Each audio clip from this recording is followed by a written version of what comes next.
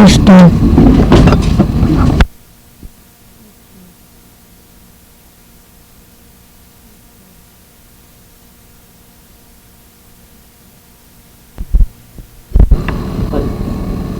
you're going to see in the film takes place during World War I in 1915. And at this time, remember we covered 3,000 years of Armenian history. Now this is the worst part of Armenian history. The saddest part. By the turn of the 20th century, the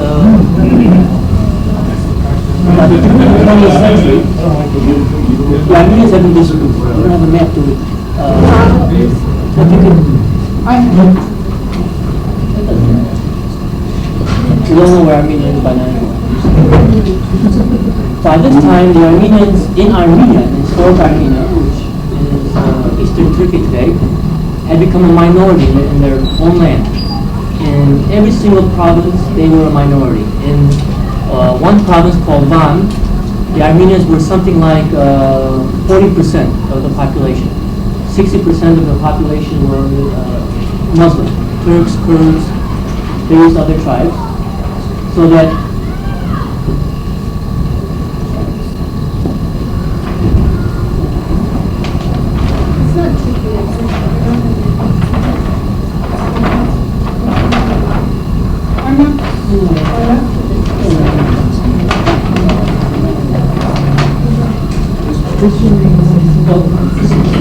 we can all picture where Turkey is. In the eastern provinces of Turkey, Armenians were all together in all the provinces. There were six vilayets of provinces.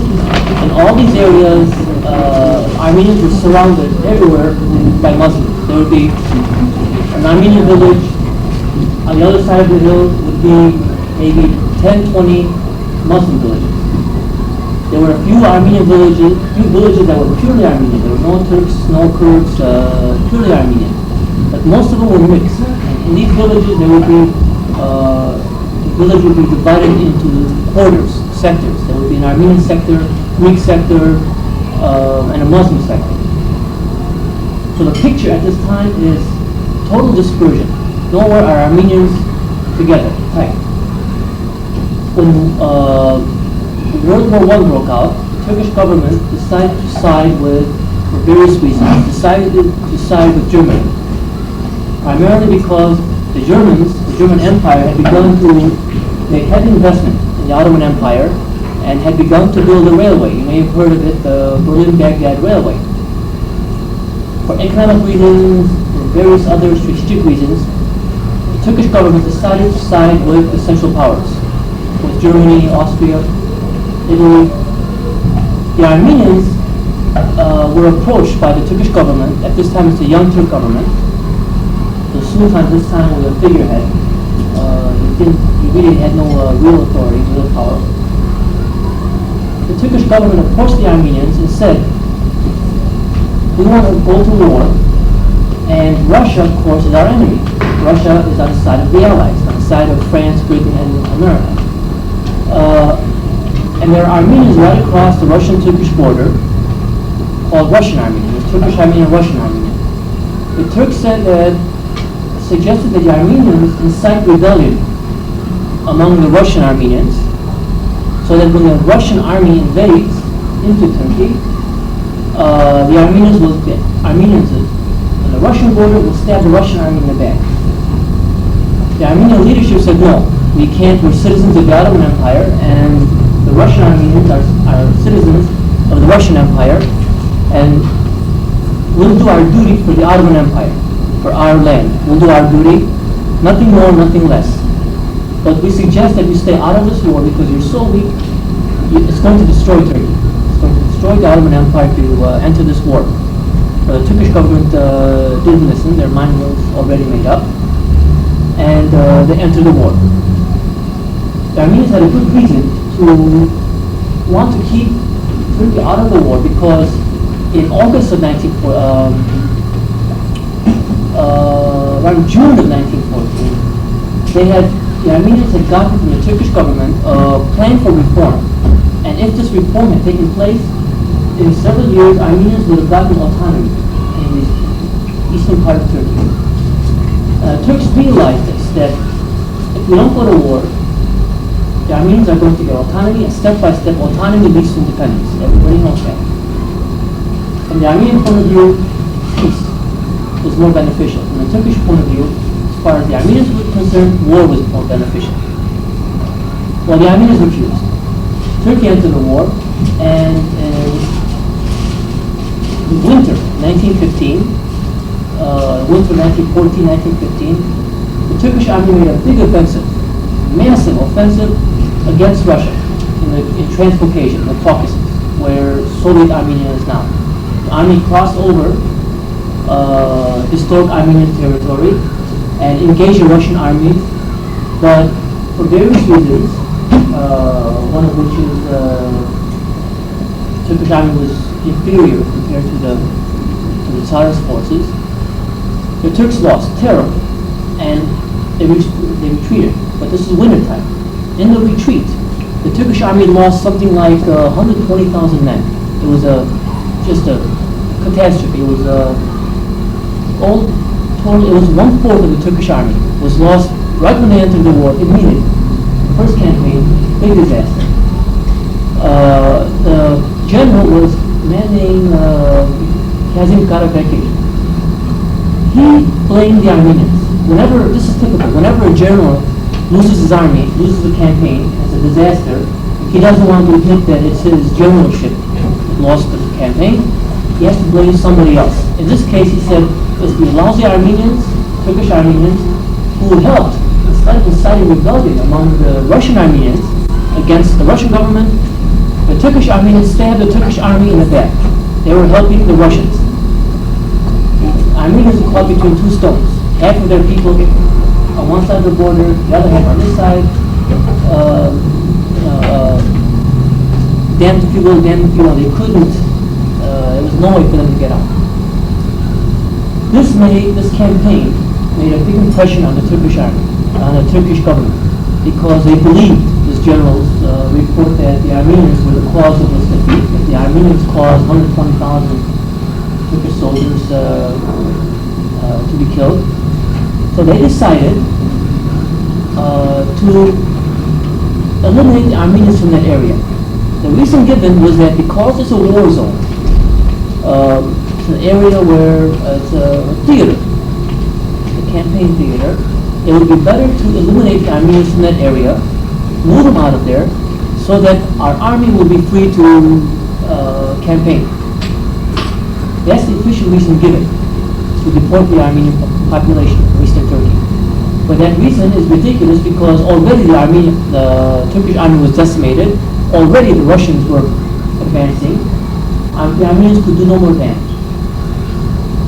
And besides that, the Armenian population was so small that to say that the Armenian men, women, and children stabbed the Turkish army in the back is ridiculous. The real reason to deport the Armenians was that the Turkish government had a scheme. The ideology behind it is called pan-Turainism. Pan-Turainism. Turain means Turk. Pan-Turkism would be more easily understood. Pan-Turkism meant that all the Turkish people in the world should unite into one state, one huge state. Now Turkey, you can picture it. Turkey is here. This is Turkey, photo. Turkey is here. This is the Caspian Sea. This is the Black Sea.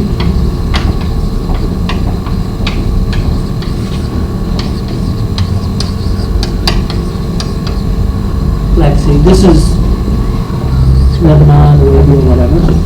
On this side, in Central Asia, Turkestan, Kazakhstan, various Turkish states or semi-autonomous states within the Russian Empire. There were millions of Turks, Turkish-speaking people over here. Not the same kind of Turk that was here. These Turks have been assimilated over their centuries. They had absorbed all the Greeks, a lot of the Armenians, so they had become a different kind of Turk than the Turk here. But they spoke the same language essentially, an Altaic language. The Turkish government decided to unite. They said, wouldn't it be nice if we could unite these Turks and these Turks here and create an empire like Genghis Khan was? Huge. This is Pan-Turkism. Huge empire. They had grandiose dreams of ruling the world or whatever. It was theoretician who devised this ideology. His name was Dr. Ziya Gogol, and he was a real, no, that's a long story. Well, what happens here? Turks here, Turks there, right up here, Persians here, no problem. They're to the south. Azerbaijanis, who are sort of Turkish Tatar, but they could be considered Turks. They speak sort of Turkish. An ocean here, a sea. What's in the way? The Armenians. Russian Armenia here, small province, one tiny little state, canton, not even a state, canton within the Russian Empire. And Armenians scattered all over here. About 2 million Armenians. Well, a million here, million and a quarter here, and all the rest scattered all over the place. Obviously, Armenians being Christian and right smack in the middle of this plan to go east, to unite. They're not a majority, the Armenians, but at that time in 1915, 1.5 million people, 2 million people, a lot of people, proportionally. So the real reason to remove the Armenians was to make this whole area purely Muslim.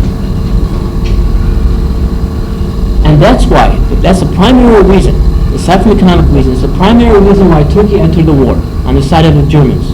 Because this way, Turkey, with German help, could defeat the Russians, remove the Russians from the Caucasus. The Germans had their reason to come into the Caucasus. They wanted the oil. A city called Baku, which is oil-rich. It's one of the most oil-rich areas in the world. At that time, this was the largest known oil reserve in the world. They didn't know about most of these areas yet. They knew about the oil at a place called Mosul down here, which is in Iraq right now.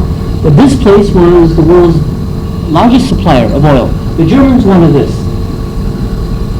Turkish government, the country not being industrialized, they wouldn't know what to do with the oil anyway. They didn't care about the oil. They wanted to expand over here, make this huge empire.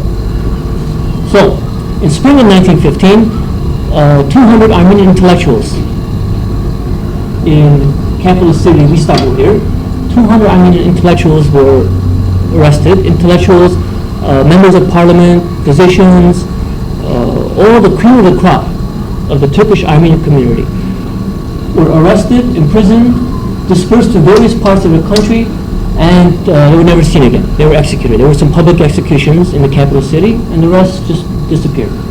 Even 2 members of parliament who kept on saying, oh, we're loyal to the country, whatever, it didn't help. This signaled the start of the Armenian deportations and massacres, which turned out to be a genocide eventually. This took place on April 24th. That's why Armenians celebrate April 24th, commemorate April 24th. After this, in spring of 1915, orders went out to all the provinces, the provincial governments, to collect all the weapons from Armenians. It was a weapons search. They would come into homes, and you had to hand over any weapon you had. Now, Armenians generally had old, rusty, obsolete weapons that couldn't do much harm, but they would give them up. If you didn't have a weapon, usually you had to go out and buy one. Kurds would come down from the hills and summon Armenians' weapons so they could hand them over to the Turkish police. Because if you didn't hand over a weapon, you were arrested right there. You had to have a weapon. Everybody had to bring something, every family. If you didn't have anything, they would even take your kitchen knives. Any large kitchen knife was taken. After this, all the men from every village, I have to picture this, there were thousands of villages throughout Turkey. And there were Armenians in almost every city, you will find at least one Armenian family in every single village, scattered all over the place. This is a massive operation. Orders came down for the menfolk, the draftable, able-bodied menfolk to be taken out from the villages with the excuse that to clear the area, but they were never seen again. And later we found long ditches, and they were all massacred later. It became obvious later. But the reason to take them away was called questioning. That's why nobody, the Armenians, didn't fight back. They said, we're going to question you about this and that, and you'll return. No need to take anything, you'll return. They never return. Now, if the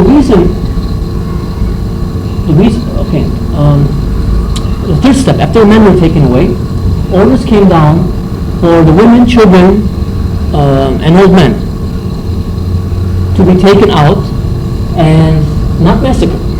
Orders never came down directly to massacre. And this is where the Turkish government apology, alibi, rests on. Orders never went out to kill. These were the orders. To deport the Armenians, take them out of their homes, and in any way you can, get them out of there and bring them here, around the Mosul area, to a place called Deir az-Zor, which is a desert. Not massacred, but take them to a desert. Some villagers were allowed to take clothing, provisions, whatever. Some weren't. Some could take their possessions. The pattern was generally like this. They would come to the village, say everybody by such and such hour, they could give you either a day, a week, 2 hours, it didn't matter, it varied. By such and such hour, you have to gather outside the village. You're going to come back.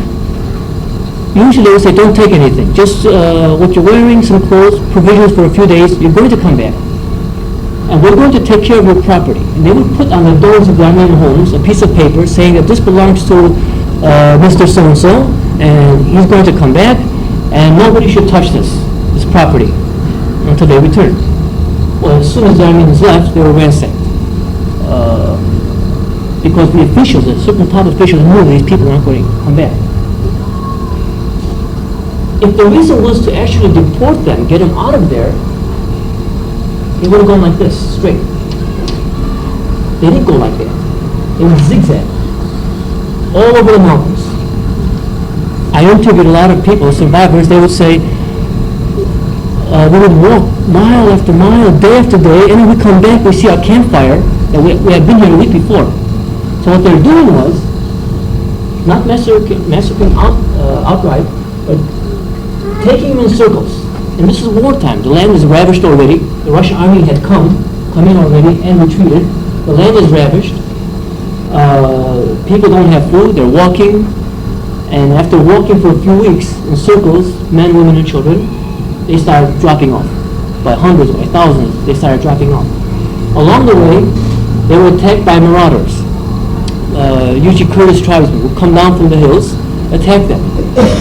Again, not a direct order, but word was given out through the press of the times.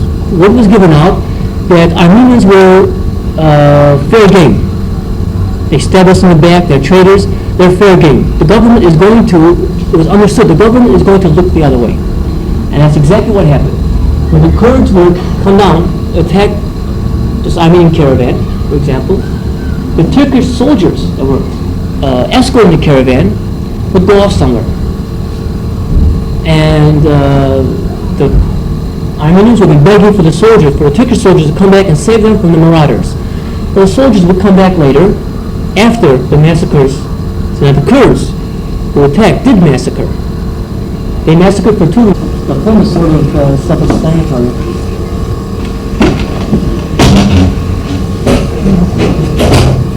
The producer of the film will be happy that there's no question because he didn't laugh. Except I want to make a point that, when we commemorate April 24th each year, in whatever way we do it, there might be a minute flick on television that we did it, and invariably on channel 2 or 4, the news commentator will say, This is something that happened between these peoples over 60 years ago, and they still can't forget it. And that just grabs me in a way that, this is my point.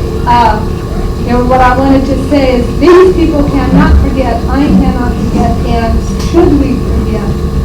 I think the point that is being made, as human beings, should we forget that this did exist? And, it's easy for somebody to pass off so easily that it's happened, a little skirmish happened 60 years ago, and these people are still trying to picker over why in the world don't they forget. The greatest put down that I could think of. One thing I want to say is what you're saying. I think it's because the Turkish government will not recognize the fact that, it did happen. They will not. Well, we're not in Turkey today. Where the Germans have said that, Well, of course, okay, number one. Number two, I feel like the Armenian people are very passive. They're I don't suckers. know. Armenian people are suckers, they're docile. I never even heard, I'm Armenian and I've never even heard about the genocide until I was in college. It was because somebody said something to me and I went home and I asked my mom and dad and they said, oh yeah, and they sat down and explained it, but it wasn't something that they dwelled on and... No, they did dwell on, but remember, my father grew up with all of them. Well, see, These are the survivors. Who was to take battle for them? These are the people who survived, and you're saying, our father came here, we've been here for 40 years. When my father came here, the Benjis are just getting on their feet, and you're asking them to put up a front, in other words, a sophisticated front. These are people that were battered down. So what you're saying is true for the immediate survivors, because there was a national trauma. 90%, when 90% of a nation is destroyed, and that's a big hunk. Are there that many survivors still alive though? At that time? Yeah. Now. Oh, now? Oh, yeah. There are. I know my grandparents were, but not my parents. My generation, we just, like I said, I used to tell my dad, electricians, if they forget it. Well, the first generation... This generation, we see, is a little bit more, they're putting their act together. Too. There were those that may have come many years ago when they assimilated, they didn't even want to think about the genocide, so they took a different viewpoint. See, the early refugees had an excuse. Their children had no excuse. In other words, my father's generation had no excuse. My father's father had a right to. He just lost everything. He's in a new land. He's got to rebuild his family, so you can't expect him to go around crusading for a cause. But my father is guilty for not doing what he should have done. And now what's happening is another generation is enjoying the luxuries, the luxury of education, economic security, especially in this country and Western Europe. And now this generation can afford the luxury of being militant and demanding that something be done about it. And they're doing it through new methods, through terrorism, through effective means. When you say about your father's, how sophisticated were his parents? They were. They were not. Well, no, his parents, my father's father, had huge estates around Marash. He was a very wealthy man. So did your father, as a boy growing up, did he have a full grasp? I did not. I heard these horrid stories. No, they didn't have full grasp. They just heard horror stories, like you just said a little while ago. Horror stories like that don't do anything. It makes people cry. So the whole world cried for the Armenians. Sympathy. Big deal. All the Armenians did for all these years, for 65 years, has been to cry on the shoulder of the those that saw that they murder people. It doesn't. No. The time for crying. Right. I'm not excusing, but I am saying, to me it seems almost natural that it is your generation. See, if your father was not affected, you would not be doing what you're doing now. that do have an effect. The young lady asked about are there survivors? There are, but No, I mean, see. today, most of them are dead. And we should have been interviewing them. All my grandparents Right. on both sides of the family have passed away Right. a long time. And before being interviewed, these are all documents. These are legal documents, all these interviews. And How about the Armenian genocide? Is it taught in Armenia, among the Armenian people? in Armenia, Yes. no. Not in the Soviet Armenian education system, because the Soviet government does not want to antagonize the Turkish government. Yes. For NATO, Warsaw, various international reasons. But for the same reason America is not in American history books either. When you have a high school level history book that deals with World War I, how can you eliminate, exclude a genocide from that history book? It's not found anywhere in Western history books. And on the college level, you have to really dig to find it. The reason I'm asking is, my country, where we have in the summer, is not the same. 15 million. What the government does, which is not true, obviously, whatever it is, how Americans so we go out. It's kind of awareness. And do you have a government? Yes, we have a. Yeah, I mean, it's good. program. See? That's the difference. Do you have a government with which the government is going to educate its people All right, now about what happened? The Armenians don't have a government. how about Armenian schools in the United States? Oh, Focusing schools here in the Lagos. oh, they do, right. Yes, they do. But, yes, they do, but they're reaching such a small percentage of the Armenians in the diaspora. If there are 3 million Armenians in the diaspora, supposedly, out of 3 million, what percentage of that goes to Armenian schools in LA? LA is the only place, virtually, LA and Detroit maybe, if there are Armenian schools. County, Massachusetts. So, well, the point is, it's such a small, right.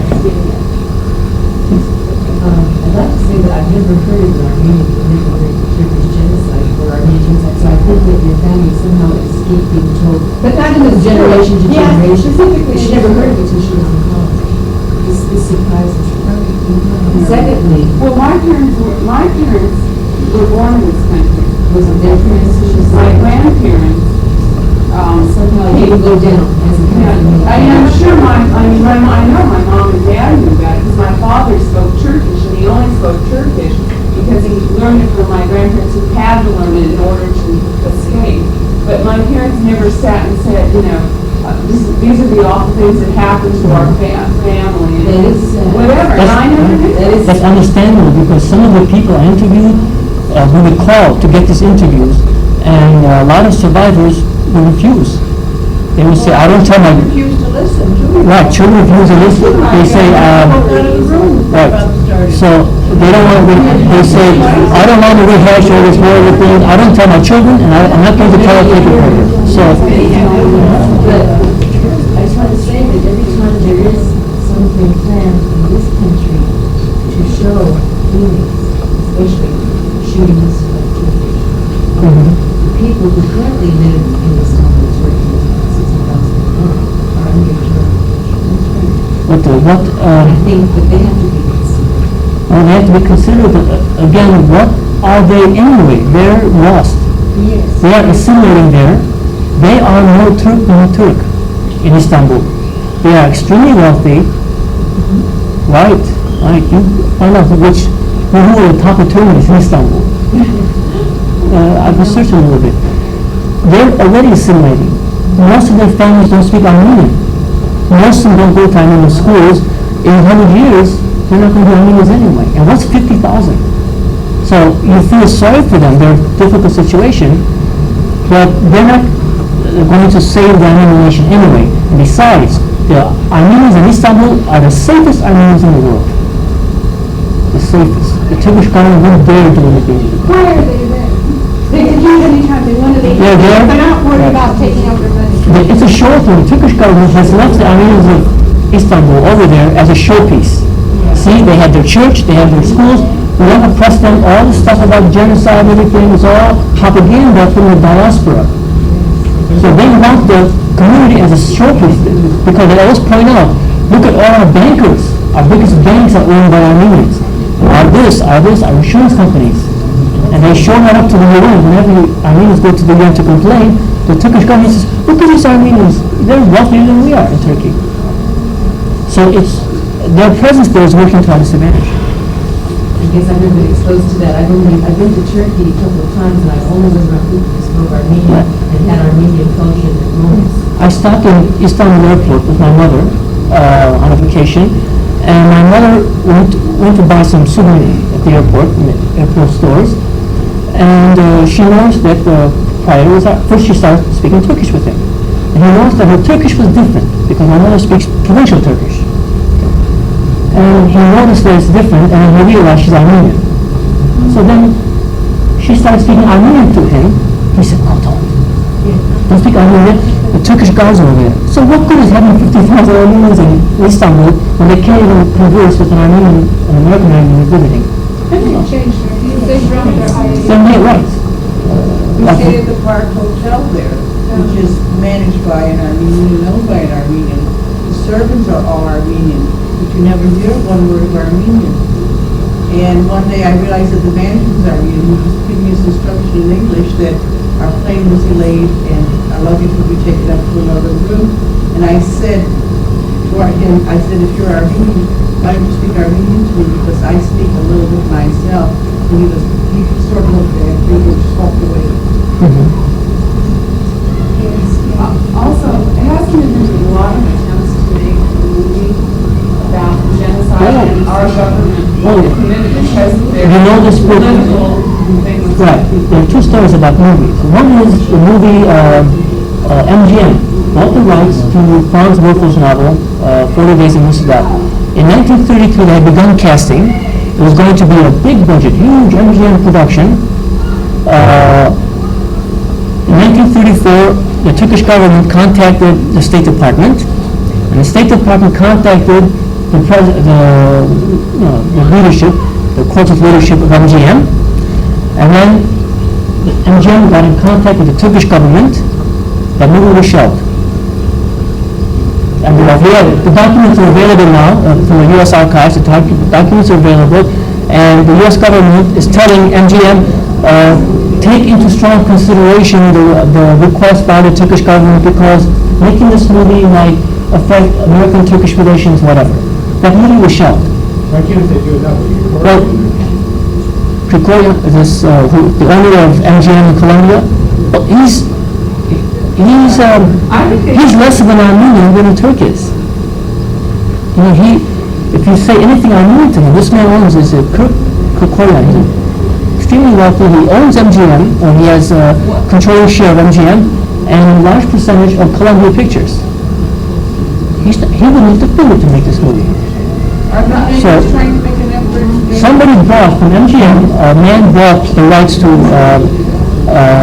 make Muscat, and he wasn't able to do it for various reasons. The Yugoslav government was supposed to give him a cast of thousands. He was supposed to give him lands in Yugoslavia to film it. Somehow the Soviet government told the Yugoslav government and that was canceled. Wherever this movie has gone, it's not a dead end. And now what's happening is, in the contract it says that a movie has to be made. You take these rights, in a typical contract, a movie has to be made within a certain time period. If the movie is not made, the rights to the book revert to Franz Werfel's family. He's dead, but his wife has it now. So if you don't make the movie by this time, the rights are going to go back to the original owner, the author's wife, and then she can do whatever she wants with it. The time limit is arrived. I think it's a few months from now. So this man is forced, his name is he's forced to give it back to the author. The price of the rights to this movie, has skyrocketed. No Armenian, short of Krikoyan, could afford to buy it. Only a big MGM Colombia might be able to afford to buy it. What's going to happen is the Turkish government is going to buy this film. The rights, because the government can afford it, it's nothing for them. They're going to buy it. They'll make a movie, a little 5-minute joke just to fulfill the content. Make a movie, show it, and that's it. Finished. As for this movie, when it was first made in 1975, I think, something like that, the Armenian community here arranged to show it on Channel 11, I think. I forgot the channel. They arranged to show it on TV, on a local station. And they got Mayor Bradley to agree to introduce it. What happened was the State Department contacted Mayor Bradley and said that you should not introduce this film. This is sensitive material, this, that, and you should not get on the screen. We can't stop that from showing it, but you shouldn't get on the screen to introduce it. Bradley, to his honor, said, go to hell. And he got up and introduced it anyway. He was intimidated by this, who knew the State Department couldn't tell him, he introduced it anyway. Then you notice the Marine Corps band in the movie playing at Montebello.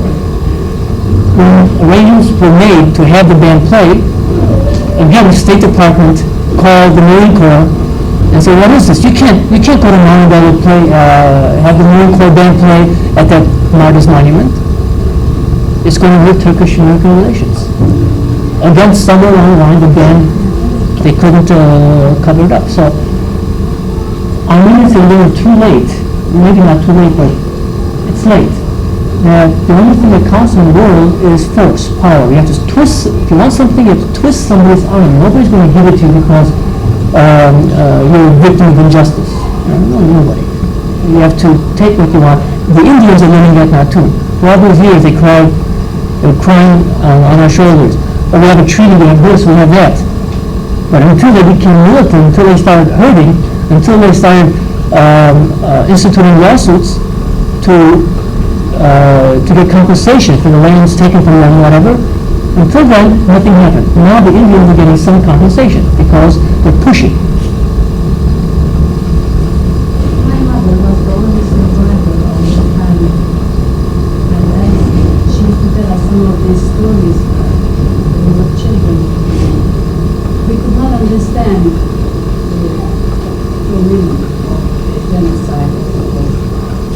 But later on, when I grew up, every time I would see, or I myself would drink a cup of water, cold water, I couldn't help remembering what my mother used to say. That she used to beg for a cup of water day after day in the summer heat. The water would just run on this side. And then I was quite remembering the gambling that they used to do on pregnant women. They used to put a pregnant woman in a row and shoot them to see whether it's a boy or a girl. And I couldn't help remembering at the time I teach my students facial care, how she used to cover her face with mud so that she wouldn't feel raped. But these things cannot be helped. I can't help remembering. You can't, of course not. And then one day when I had to face a Turk student in my class, in a position that I could not do anything, of course, but one thing that gave me consolation, there I was an Armenian teacher, teaching that student who was Turk. The nation of his nation was trying to make us disappear from over the world, whereas we were there to educate ourselves and to teach them what was right. This was my only consolation. This is the kind of the constructive way I think, and I believe that we can help our nation. I'd like to draw a distinction between the Turkish people and the Turkish government. We cannot blame the Turkish people as being racist and as being just as bad as that person, that Professor Ziya Gogol, who had this ideology to unite. If you hate the Turkish people, you're falling into the same mentality, racist mentality, that this Turkish professor fell into. There's a difference between people and government. Yes, but they never saved our children when they were massacring. My mother has Some Turks did. My mother has witnessed those people put the children in a pot, and the parents were used as fuel underneath them. It's incredible, unhuman. I mean, if they're not putting the difference between people and government, We can't help thinking the same way. Well, Personally, I wouldn't do anything of the sort as against the return, but nevertheless, this is the feeling we can't have it. you can't help but feel like that emotionally. It's just natural. I think as Sophie brought out towards the end as a young SC student, what were her feelings? The feeling of anger and frustration. I think that's what I'm sensing for you is which I feel that here today, if the Marine Corps, which is my government, I support my taxes, and as a citizen of this country, is still controlled in some way from the mentality that happened in Turkey 65 years ago. It is still being controlled by that. I am feeling frustration with that. What do we do? What have we done? The Armenian genocide was not the only one. There's a genocide taking place now. In Cambodia, what do we do? So everybody, We watch it on television. you send food. The governments could stop it, but they won't. The people feel compassionated, but governments won't stop because they have other interests. It's interesting, the first time I showed this one, the sixth graders had this particular film. I showed it in the valley with the intent to see, how youngsters take, a non-Armenian group take this film. They were very sophisticated. My first question to them was too horrifying. No, we see this all the time in California. What is so different with this? All right, because I'm too subjective with it. Secondly, I was bringing out questions from them, and from several of them, there's several hundred in the audience. The question was, what were the world powers doing?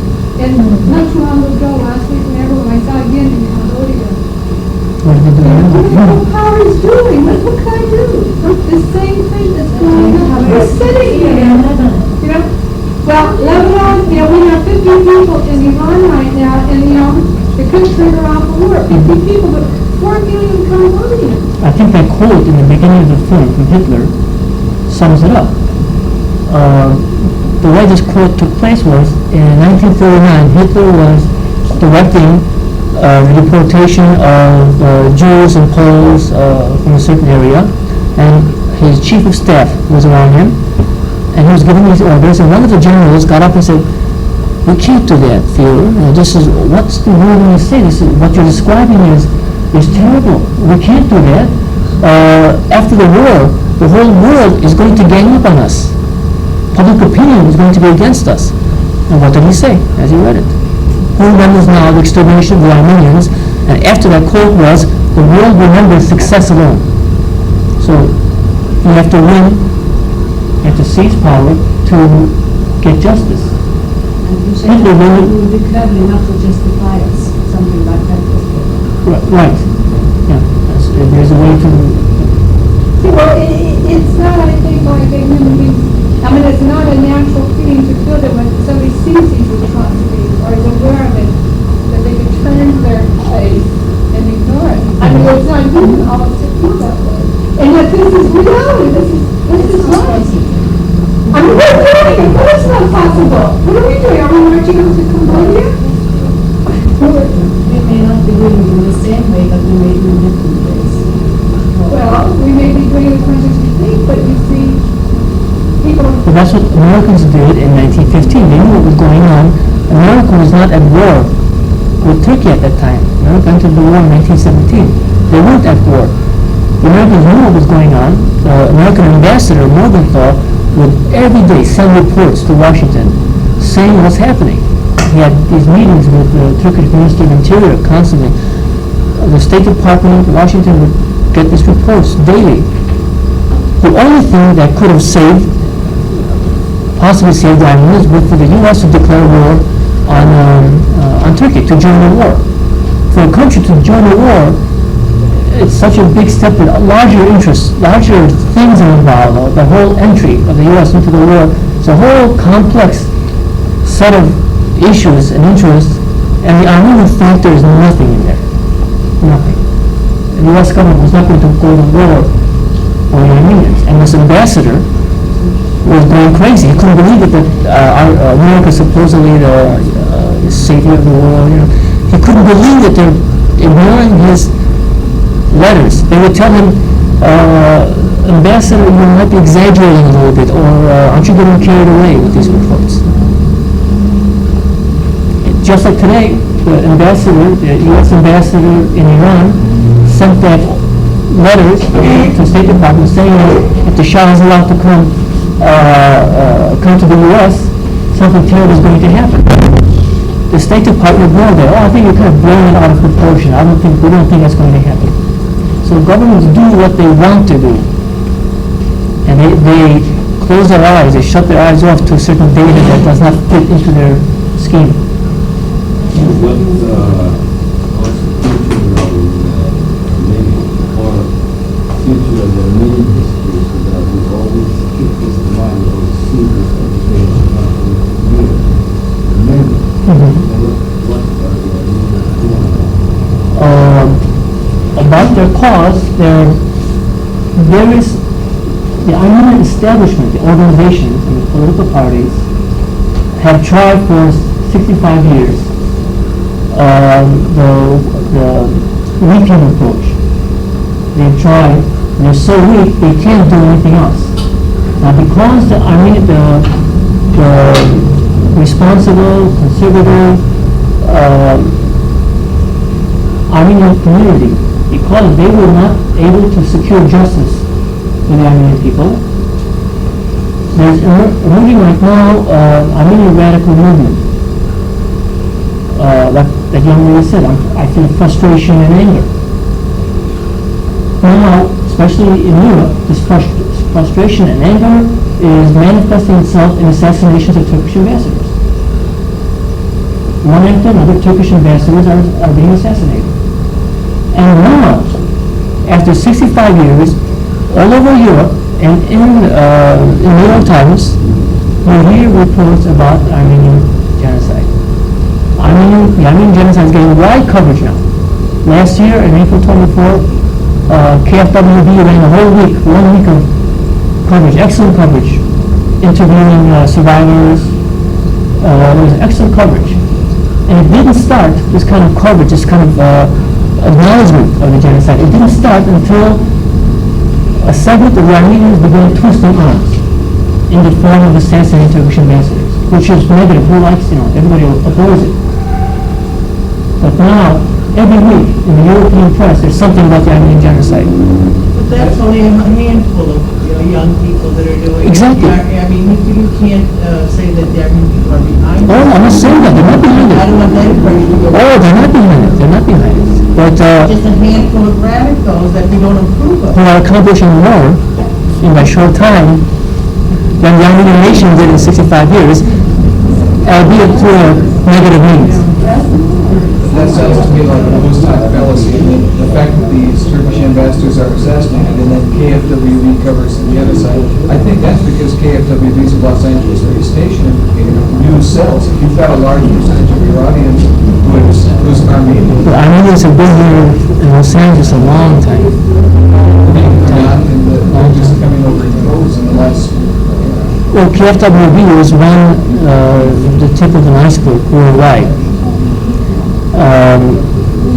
The young lady said she didn't hear anything about the Armenian genocide until she went to college. Because you didn't see it anywhere in the papers. Now you see it. So you're saying this is a positive step toward getting Armenians also to the genocide? Yeah. But you see, in a negative way, it's a positive way. The means is not positive, but The end result. the structure of the world is such that the squeaky wheel disagrees. The Armenians didn't make up the rules of the game. The Armenians haven't even learned the rules of the game. The Armenians do not beloved by the people for their debate. They're assassinating ambassadors. What it's about is the giving the people aware I think you're just raising an extremely important point. They're trying. This movie is an example. It's an effort. It was made in 1975, I think. It's an effort to educate. It's a beginning. But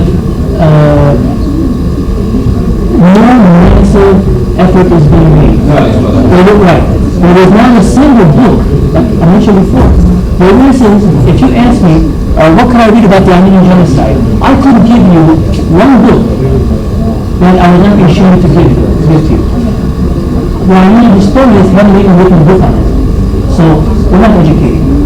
But also, 2 years ago, what happened at UCLA, our university here, there are 2 instructors there, an Armenian and one who was married to a Turkish gal, or is married to a Turkish gal. You saw the professor, the group that was teaching Armenian history. The other guy is teaching the exact opposite, that it never existed. Now, on April 24th, there were about 4,000 Armenians that took their, a protest to what is this man lecturing in his class. It lasted about 3 or 4 hours. It was a very peaceful meeting. It was a constructive demonstration.